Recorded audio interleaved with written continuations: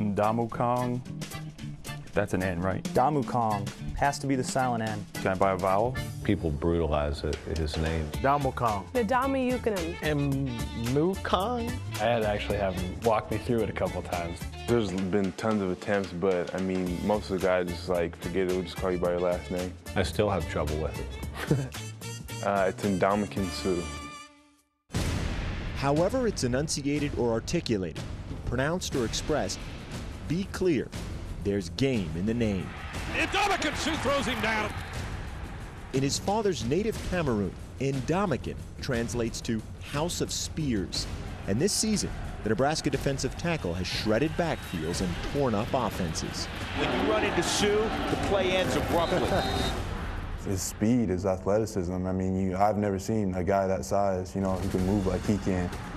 At 6'4", 290, he bench presses 470 pounds. This season, Suh leads the Huskers in tackles. Tackles for loss, sacks, and in pass breakups. Is that an athlete or what?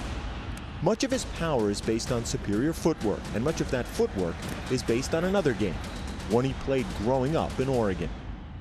Soccer was huge to me. That was really my first love of sports. I started when I was 3, and that's kind of really the only thing that I knew of. I don't think my feet would be as coordinated as they are, and which obviously helped me with football.